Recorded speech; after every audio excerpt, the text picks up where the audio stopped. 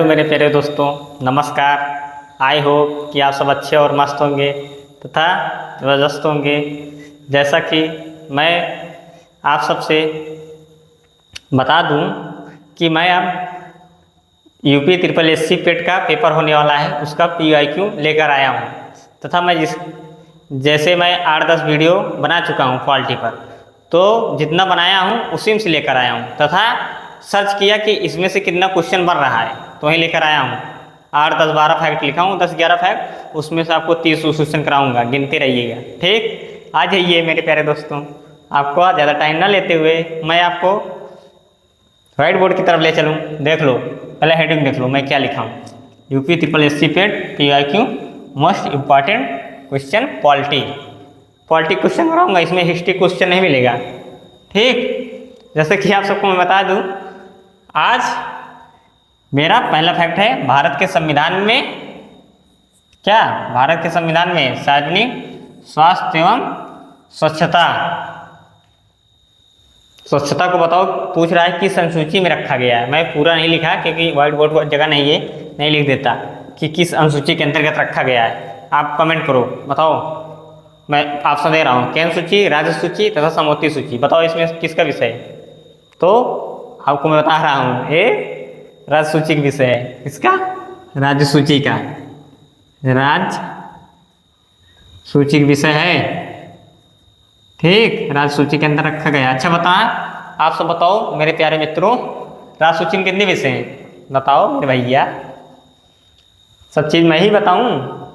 कह दो अभी एक ही क्वेश्चन कराए महाराज, क्या सब चीज बता दिए? तो बता रहा हूँ, गुस्साइए मत आप।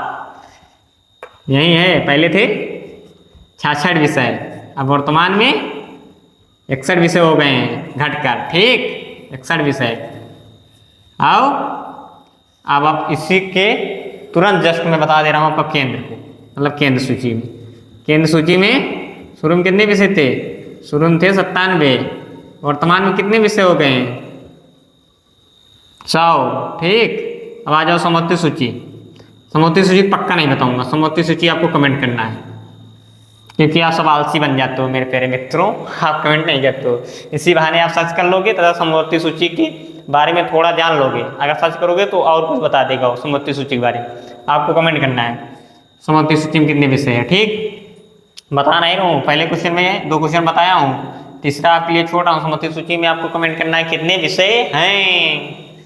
ठीक, अच्छा बताओ, केंद्र सूची में केंद्र सरकार का अधिकार रहता है तथा राज्य सूची में राज्य सरकार का अधिकार रहता है तथा राज्य सूची में ऐसे कुछ विषय हैं जहाँ केंद्र और राज्य सरकार दोनों को अधिकार रहता है तथा समवर्ती सूची में तो फिक्स है, कुछ विषय इसमें केंद्र सूची के रहेंगे तथा कुछ विषय राज्य सूची के, इसी दोनों से मिलकर बनता है।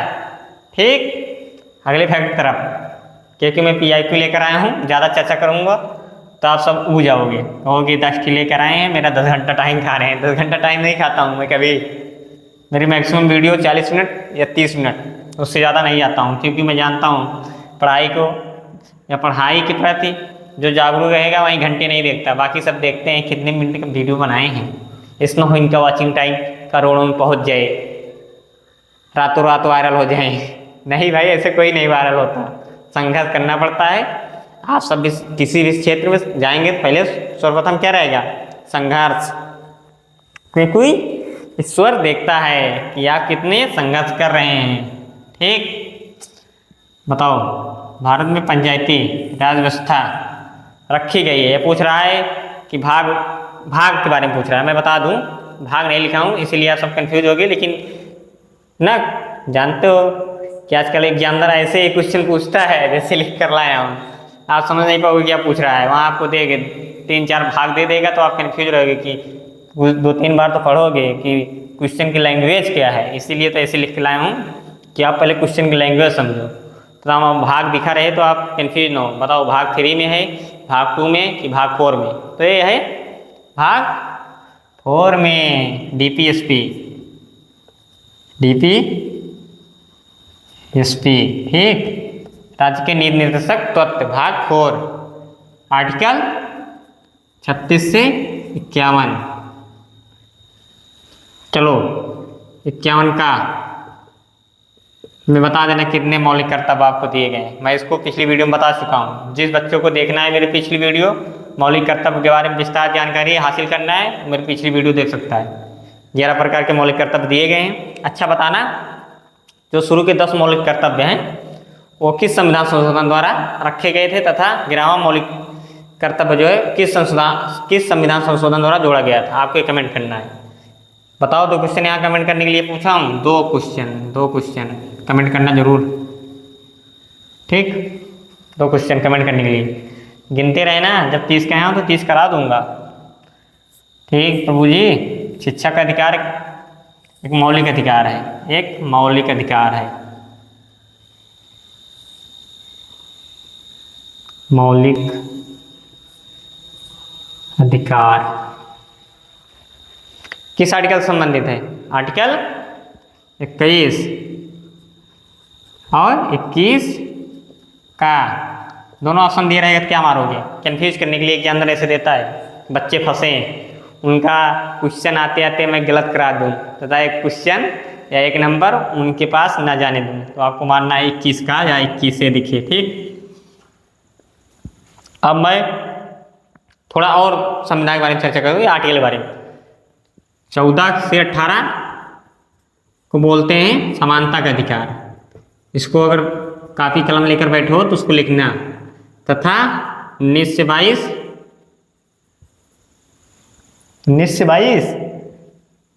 स्वतंत्रता का अधिकार,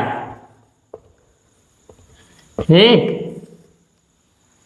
19 से 22 स्वतंत्रता का अधिकार आपको स्वतंत्रता देता है, जो है 19 में 6 प्रकार के और 21 में 2-3 प्रकार के। अगर 21 के अंदर और डीप में जाओगे तथा आप जैसे वनडे एग्जाम के अलावा और किसी की तैयारी करोगे तो आपको 21 बहुत डीप में पढ़ना रहता है। और वनडे कर रहे हो तो 21 पढ़ लो, 21 का पढ़ लो, बस वही है स्वतंत्रता का अधिकार। तथा 23-24 को क्या बोलते हैं? 23-24 को बोलते हैं शोषण के विरुद्ध अधिकार। शोषण के विरुद्ध लिख दे रहा हूँ, देखो शॉर्टकट में, शोषण के विरुद्ध अधिकार टाइप करना, क्योंकि मैं यहाँ मिटा दूंगा अभी लिखने के बाद, बता दूँ बस आपको। 23 वही है क्या? बंधुआ मजदूरी आप किसी से नहीं करा सकते, किसी बच्चे से, किसी व्यक्ति से, कि आप जमींदार हैं, आप वो हैं, आप फला हैं, ढिका हैं, कुछ भी। अगर वो नहीं करना चाह रहा है, जबरन मजदूरी नहीं करा सकते हैं।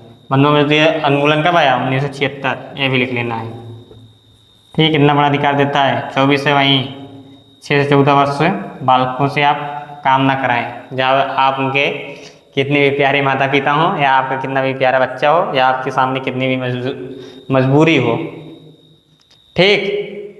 संविधान ऐसे कहता है। बाकी अब देख तो रहोगे फुटपाथ पर बच्चे मांगते रहते हैं। जैसे आप कहीं सही रोड में जाते होगे ना, तो आके प्लेटफॉर्म पे या स्टेशन चले जाओ तो बच्चे आके घेर लेते हैं, भैया दे दो, भूख लगी है कुछ। या कहीं धार्मिक स्थल पे जाओगे, देखने मिले, बताओ गरीबी क्या चीज़ होती है भाई। आप सबको पढ़ने का मौका मिला है तब भी नहीं पढ़ पाते हो कि पढ़ लिख कर लाइफ में कुछ अच्छा कर सको।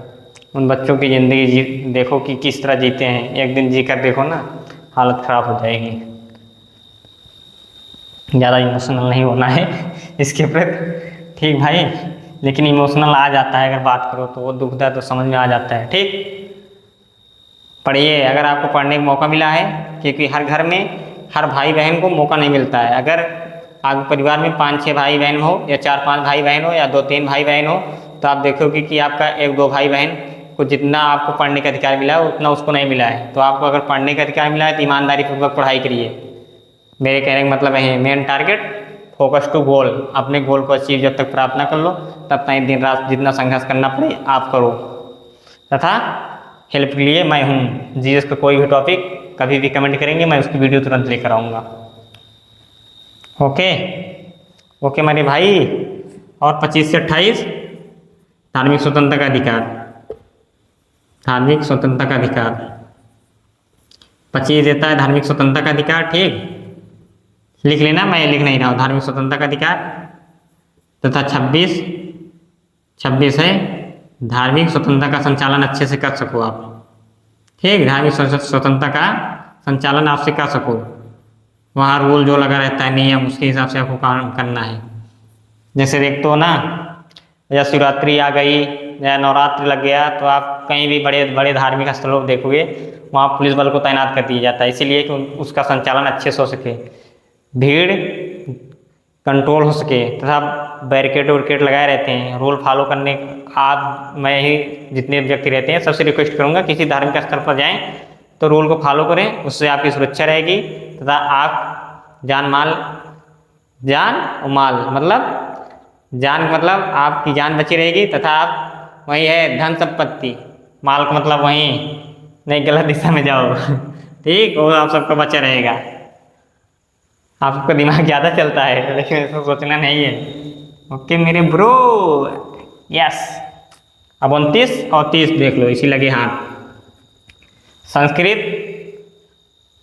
विरासत, संस्कृत तथा शिक्षा संरक्षण, यही लिखा है 29-30 में कि जैसे अपने देश में विरासत देखते हो, लाल किला हो गया, इंडिया गेट हो गया, ताजमहल हो गया, तो इसकी सुरक्षा करना हर भारत के नागरिक का कर्तव्य होगा। 29-30 यही कहता है। तथा 32 संवैधानिक उपचारों का अधिकार ना, आर्टिकल 32 के तहत आप हाई कोर्ट की बात छोड़ो सीधा सुप्रीम कोर्ट जा सकते हो। आर्टिकल 32 लगाकर PIL दायर कर सकते हो या याचिका दायर कर सकते हो, इतना बड़ा अधिकार देता है। तथा आर्टिकल 32 को संविधान की आत्मा किसने कहा है, मैं पिछली वीडियो में करा सका हूँ, लेकिन इसीलिए इसका उत्तर नहीं बताऊंगा। ठीक, आप सबको कमेंट करना है, बिठा दो सबको, स्क्रीनशॉट लेना ले लो, क्योंकि ये क्वेश्चन ऐसे भी पूछता है, जितना यहाँ बताया हूँ ऐसे पूछता है, बहुत मोस्ट इंपॉर्टेंट है। पूरे व्हाइट बोर्ड की अगर आप स्क्रीनशॉट लेना चाहे तो ले लो, क्योंकि पेट में यहाँ से क्वेश्चन बनेगा, चाहे एक ही क्वेश्चन बने मैं आपको दिखाऊंगा। पेट का एग्जाम हो जाने दीजिए बस, क्योंकि पूरा PYQ है और PYQ बेस पर चलता है, इसके अंदर थोड़ा चला के जाएगा या इसकी बॉडी लैंग्वेज चेंज कर देगा, आप समझ नहीं पाओगे, कंफ्यूज हो जाओगे और कहोगे कि मेरे गुरुजी से पढ़ाया ही नहीं ABCD, चाहे वो मैं हूँ या बड़ी प्लेटफॉर्म वाले कोई भी। ठीक, मिटा दे रहा हूँ इसको। आपको यहाँ 21 का मानना है, 21 का या 21 ठीक। यहाँ क्या लिखा था, होगा जो लिखा होगा, ठीक 21 का। चलो आ जाओ अगले क्वेश्चन पर। किसने संविधान सभा का उद्देश्य प्रस्ताव प्रस्तावना प्रस्ताव प्रस्तुत किया था, बताओ मेरे भाई। इसको प्रस्तुत किए थे पंडित जवाहरलाल नेहरू। आपको टिक करना है, वहाँ महात्मा गांधी भी दे रहेंगे, ज़्यादा दिमाग नहीं लगाना है, क्वेश्चन कई बार पूछ चुका है। नेहरू, पंडित जवाहरलाल नेहरू।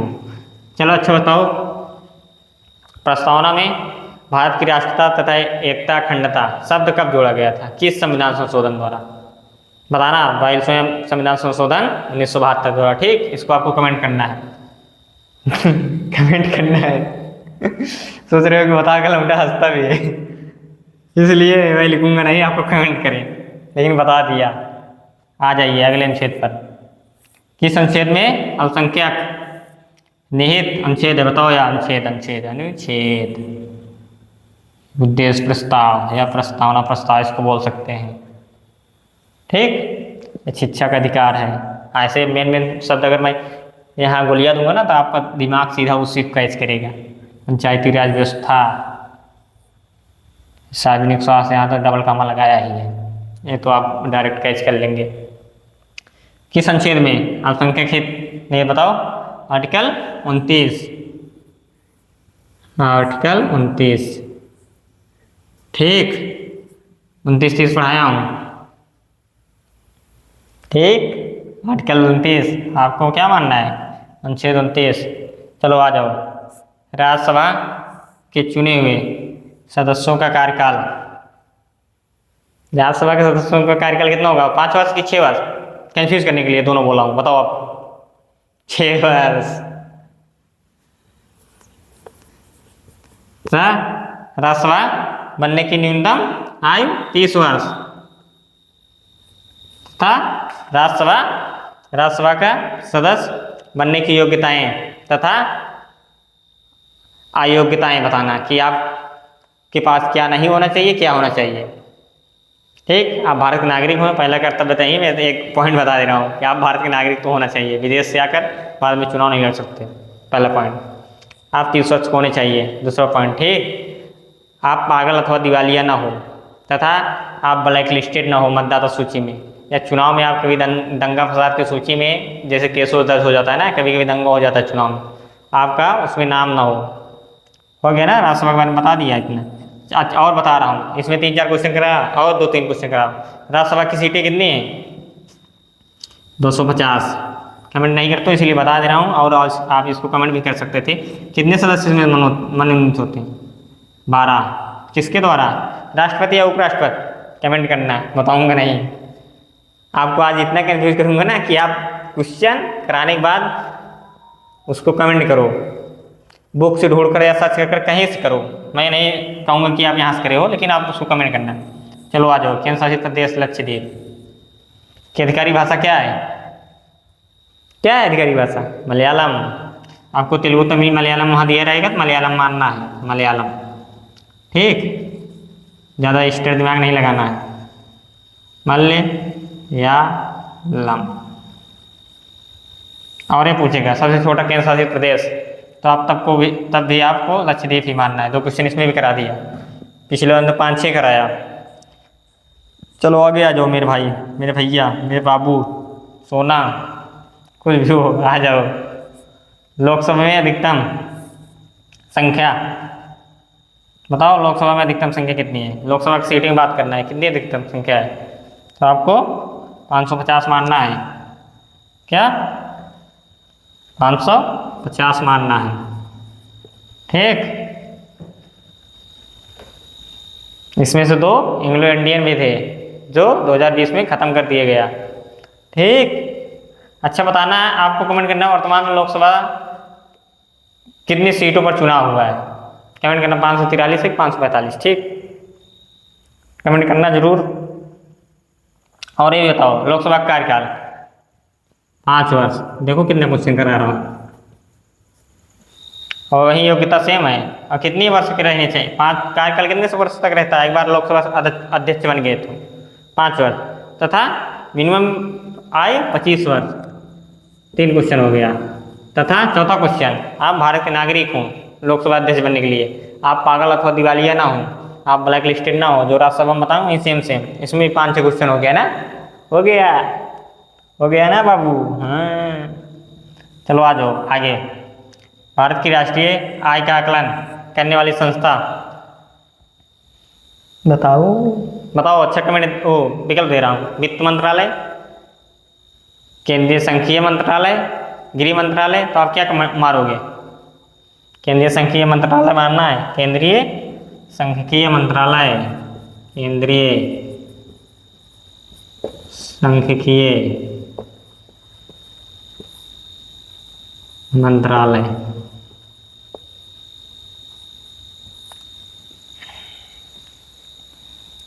अब आ जाओ आगे। भारतीय नागरिकों को आर्थिक न्याय कौन प्रदान करता है? यही पूछ रहा है। आर्थिक न्याय कौन प्रदान करता है? डीपीएसपी। वहीं राज्य के नीति निर्देशक तो बोल सकते हैं नागपुर, तथा राज्य के नीति निर्देशक तो या बोल सकते हैं डीपीएसपी।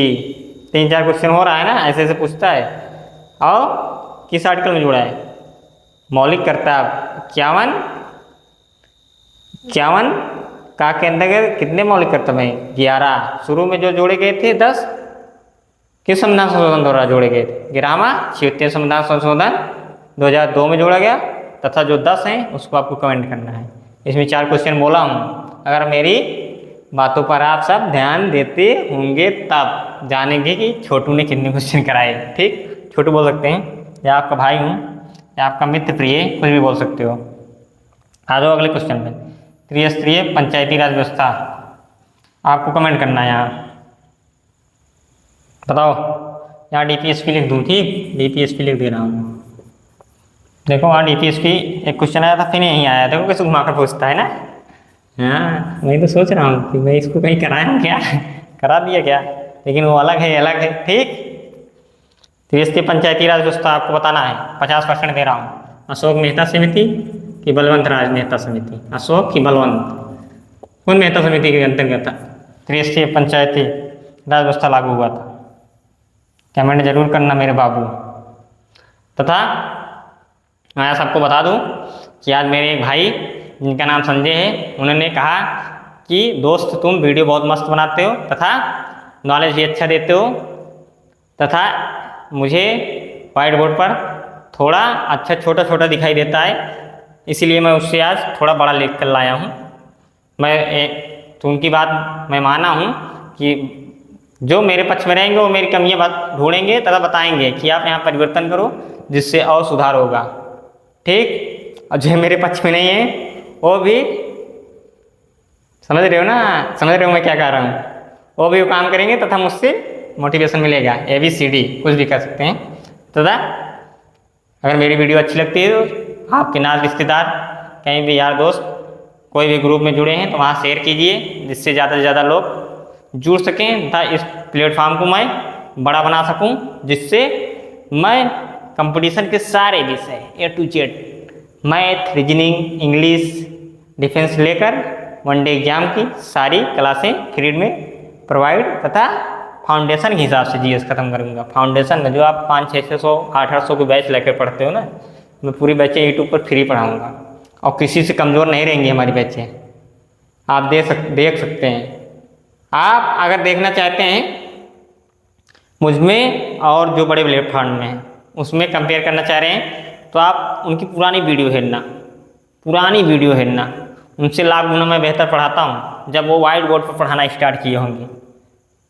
मेरा एक कहोगे कि घमंड है, घमंड नहीं भाई, मैं मेहनत किया हूँ बता रहा हूँ, घमंड नहीं है भाई। अगर घमंड लगे तो क्षमा कीजिएगा, लेकिन मैं बता रहा हूँ कि उनसे लाख गुना मैं यहाँ बेहतर समझाता हूँ आप सबको, लाख गुना बेहतर। उनकी पुरानी वीडियो निकालना जब वो वाइट बोर्ड पर पढ़ाते थे, अब तो डिजिटल पे आ गए हैं, ठीक। अब सोच लो, अगर मुझे सपोर्ट करोगे तो मैं आपको कहाँ तक ले जाऊँगा, बहुत आगे तक। मेरा उद्देश्य है कि जिसके पास पैसा नहीं है वो भी सरकारी नौकरी की तैयारी कर सके तथा शिक्षित हो सके, समाज उसको बेवकूफ़ ना बना सके। जो बच्चे तैयारी कर रहे हैं तथा जिसके पास सुविधाएं हैं तथा जिसके पास सुविधाएं ना हो, कहते हैं ना कान सर, अखंड भारत बनाने की, वहीं किस लिए कहते हैं कि गरीब का बच्चा डॉक्टर, इंजीनियर तथा सर्विस सेक्टर में हिलेगा तो गरीब तबके से उठा रहता है, तो गरीबी को समझता है तथा अकड़ नहीं दिखाता है। आप देखते होंगे कोई भी वो समझता है गरीबी क्या चीज़ होती है। तो आप सबको इसलिए कामयाब होना है जिससे समाज में क्रांति आ सके तथा समाज में बदलाव हो सके। तथा आप सब जानते हैं हर व्यक्ति या हर बालक का माई बाप सोचता है कि उसके बच्चे कामयाब हों, उससे 10 गुना 20 गुना बेटर कामयाब हों। अगर आपके माई बाप शिक्षित ना हो तब भी आपको देखो पढ़ा रहे हैं, कैसे कैसे करके पढ़ा रहे हैं। अगर आपको पढ़ने का मन न करे तो आप एक बार अपनी घर की स्थिति देखना, उससे बड़ा मोटिवेट कुछ नहीं हो सकता है, या मोटिवेशन कुछ नहीं हो सकता। मोटिवेशन की आवश्यकता नहीं है। जो बच्चे जानते हैं अपनी घर की स्थिति, जानते हैं कि पैसा किस तरह आ रहा है, मुझे कहाँ लगाना है, जिससे मैं अपने साथ साथ अपने परिवार को आगे ले जा सकूँ, ठीक। तो मोटिवेशन देखकर पढ़ना है तथा तैयारी में हिले हो तो नौकरी लेना है, पीछे नहीं हटना है, भले 2 साल और लग जाए। अगर आप थोड़ा नहीं पढ़ते इधर उधर करते हो तो तब 2 साल लगेगा, नहीं तो 1 साल के अंदर अंदर नौकरी ले लोगे, ठीक। मैं देखा हूँ लेते हुए बच्चों को, जान रहे हो ना। इससे बड़ा मोटिवेशन कोई नहीं है।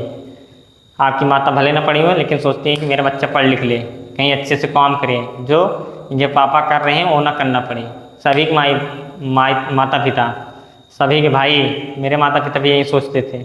मेरे पिताजी है नहीं लेकिन मेरे भैया दोनों सपोर्ट कर रहे हैं, पढ़ो जितना पढ़ो। अगर तुम पढ़ने में इसी तरह लगन दिखाओगे तो जितना पढ़ोगे, जब तक पढ़ोगे मैं कभी नहीं कहूँगा कि तुम पढ़ाई बंद कर दो, ठीक। इसी के साथ आपको जोश जज्बे के साथ लगे रहना है। जय हिंद, जय भारत, ठीक। अगर पढ़ने का मन न करे ना वीडियो में स्किप करने के, तो आप अपने घर की स्थिति देखना तथा मेरा कंटेंट देखना, तब दूसरी वीडियो कंटेंट चला कर देखना, कंपेयर कर लेना, खुद देखोगे भाई। जय हिंद, जय भारत। आपको मिलते हैं अगले नेक्स्ट वीडियो कल। इंतजार कीजिए तथा ज़्यादा से ज़्यादा इसी तरह जिस तरह सपोर्ट कर रहे हैं इसी तरह सपोर्ट करिए। Okay, done done.